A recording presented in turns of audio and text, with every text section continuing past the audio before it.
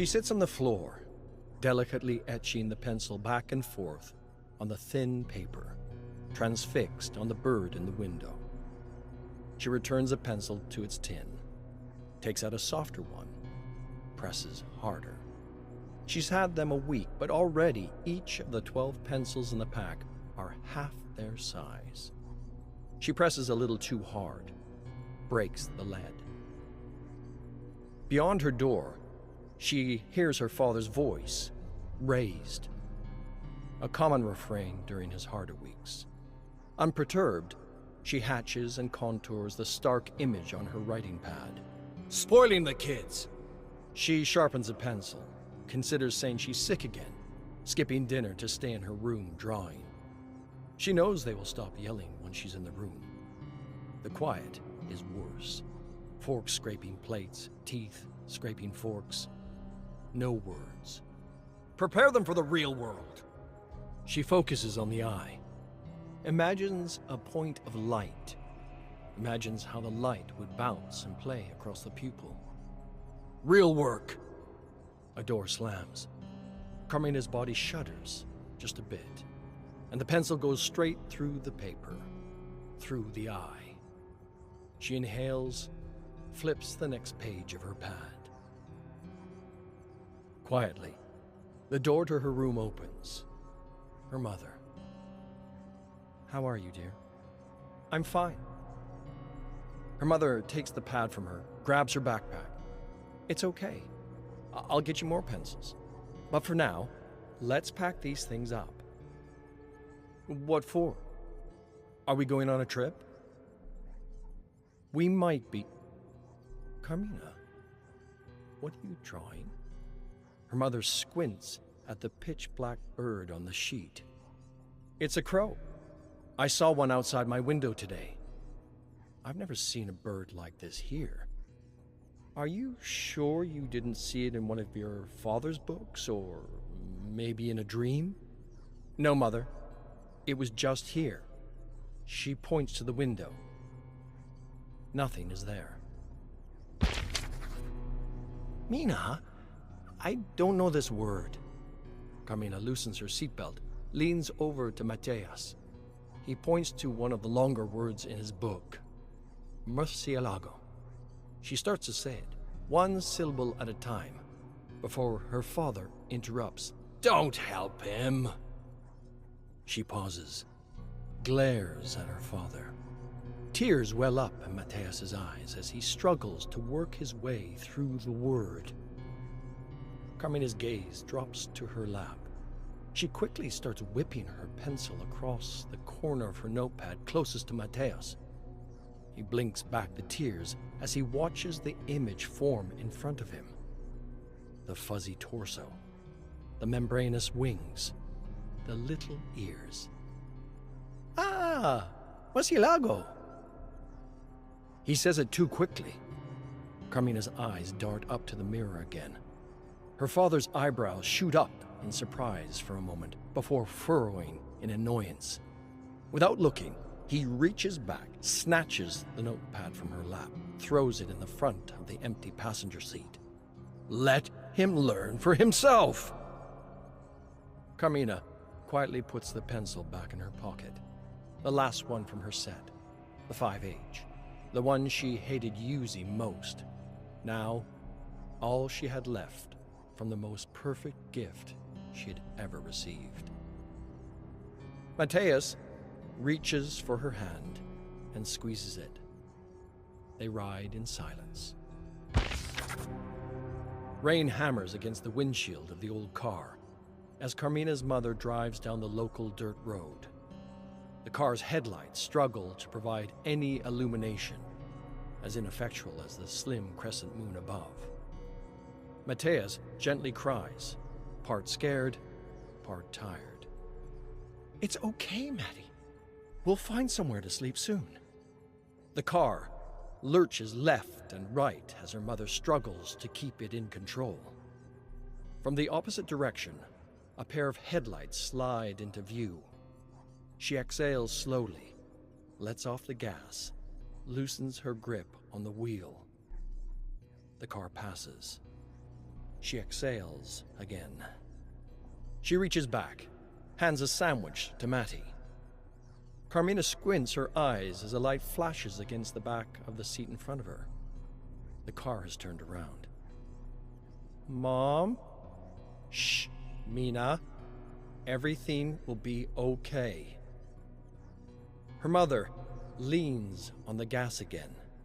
A terrible grinding sound makes Matthias start crying again as she awkwardly attempts to switch gear. The headlights get closer, and another pair, and another pair. Mina, her mother says. Her voice is different, direct, like she's speaking to her as an adult. They will try to break you. Don't let them. It's not long before the car is overtaken. The first one rams them, and they immediately lose traction, spin into the ditch. Everything is quiet for a moment, as the three hold their breath, bracing for impact. The quiet doesn't last long. Carmina's window shatters. A hand reaches in, unlocks the door, drags her out. Carmina screams and reaches for her brother. She grabs at air as her abductor pulls her from the wreck. She watches as Matthias is thrown into the back of one of the trucks. She is thrown into another. Her mother's taillights blink to life, and the cars start to barrel backwards towards them. Just as soon as it starts, though, it stops, as the third truck crashes into it. Her abductor starts his engine, turns back towards her home. It's time to go home to your father, Carmina Mora. Carmina sits alone on the rugged coast and stares out into the bay. A cool wind whips and whistles around the rocks as the gulls chuckle. She closes her eyes, takes in a breath of the salty air, lies back on the grass. She lets thoughts of her mother leaving, of her father staying, leave her mind. Focuses on the softness of the grass in her hands. The gentle chattering of the gulls subsides, and a new, less familiar call assaults her ears. A guttural, urgent shouting. She opens her eyes, and for a moment she cannot see clearly, as if she had floated into the clouds above. She sits up and rubs her eyes, and the world comes into view. Gone are the lazily floating gulls. In their place, jagged, pitch-black birds, just like the ones she was sure she had seen outside her house. They shout with an unnerving urgency. She shoots her neck to her left, her right. Hundreds of them, standing all around her, flapping their wings, relentless. Overwhelmed, she grabs her backpack and begins sprinting to her house. She runs and runs until their calls sink under the crashing of the water and the shrieking of the wind. Mina? Matthias looks up at her from the floor, confused. Do you hear them, Matty? Those birds? Matthias looks at her, then down at his cars. I didn't hear anything. Her house sits silent. It has sat silent since Matthias passed. Carmina goes to school. Her father goes to work. Carmina gets home, she eats, locks herself in her room. Her father gets home late at night and goes straight to bed. When they do speak, he demonstrates cruelty unlike anything from before. It's the anniversary of Matthias's death, and she is called in sick to school. The crows in the tree left that day. Back when it would sit on her windowsill, it scared her. But now that it was gone, she feels more alone than ever. She stares at a blank pad, her last pencil behind her ear, a cheap black pen in her hand. But nothing comes out. Completely bereft of ideas, Carmina goes to the backyard, breaks the pen, smears it over the tree's bark, presses the paper against the tree, squeezes it until her knuckles start to ache, removes the crumpled sheet. Almost none of the ink transfers. The smear on her paper is barely recognizable. As she walks back to the house, she hears a car pull up in front. She ducks, knowing she'll have to talk to him and likely get yelled at if he sees her here in the morning. Listens through the window. She hears her father's boots clump into the house, and another pair of feet. Yes, she stopped drawing entirely. This is indeed a setback. I've still gathered the rest of the data as requested. Fine. Keep applying pressure to her, and let me know if you notice any changes. The door closes, and the house falls silent again. Carmina sneaks around the side of the house, peers around the corner. Her father and a man in a black suit get into a black truck just like the one from that night, and peel out of the drive. She sits outside for what seems like an hour, hugging the wall, frozen. Were they talking about her? Her drawings? Her data? All this time that she had felt alone, this was worse than alone. This is no way to live. The night she had gone to the bridge changed everything. At her lowest, the bird from the tree came back. So did the others.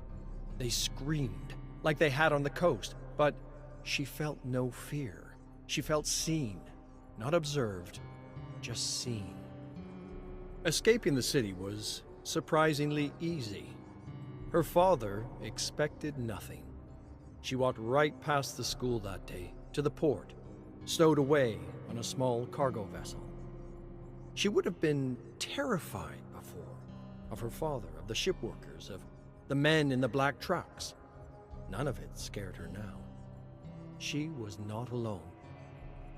Perhaps Mattea sent the birds. As the boat arrives in the city, she remembers her mother speaking of a school here, an art school. She marches straight into that school, finds the art faculty, walks into the first open office she sees, starts taking out her latest works, ink on parchment, out of her faded childhood backpack. Pia?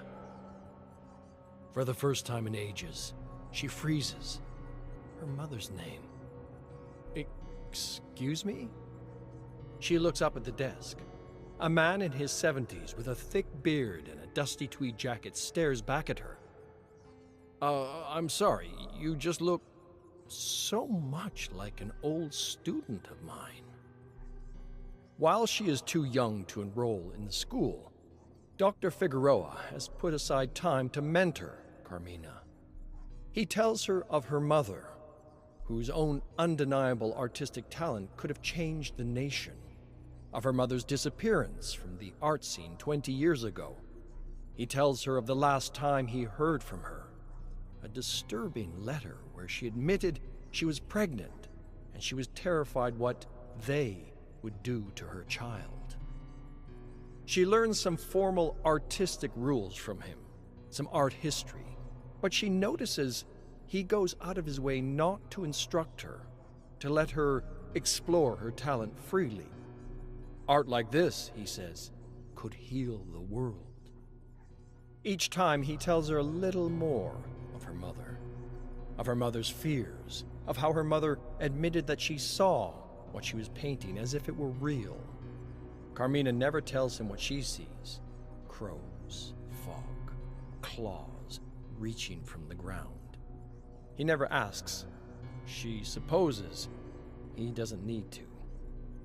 She meets with him once a month and lives with a group of radical performance and visual artists south of the school. Some were students or recent graduates or other runaways. While it wasn't always perfect, the personalities were intense. She was thrilled to learn from them, to live in a space where she was respected, understood, especially Flores. As spring begins to blossom, the house begins to plan a multidisciplinary show, one that looks to a bright and modern future. But as spring arrives, everything changes. Dr. Figueroa went missing that day. A lot of people did.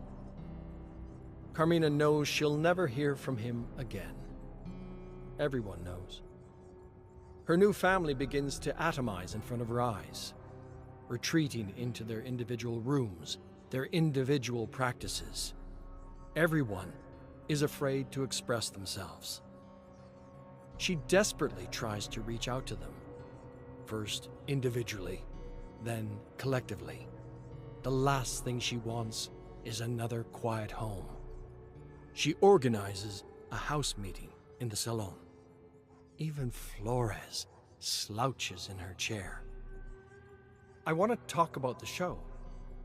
Tomas, the textile artist and dressmaker, snorts. Ah, Mina, you cannot be serious. Flores tells him not to speak to her like that.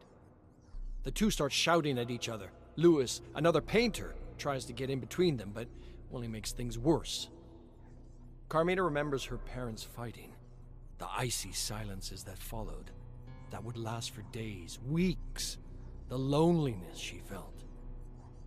She looks out the large window in front of the house. The trees are blacker than normal. Crows. They begin to caw as well, frantically, rivaling the clamor inside. Louder, more frenetic, like the day on the coast. Enough! Her housemates freeze. She too freezes, shocked by the authority in her own voice. The crows immediately stop their racket, and she feels their hundreds of eyes peer intently at her. I spent enough of my life in fear. I won't go back there again.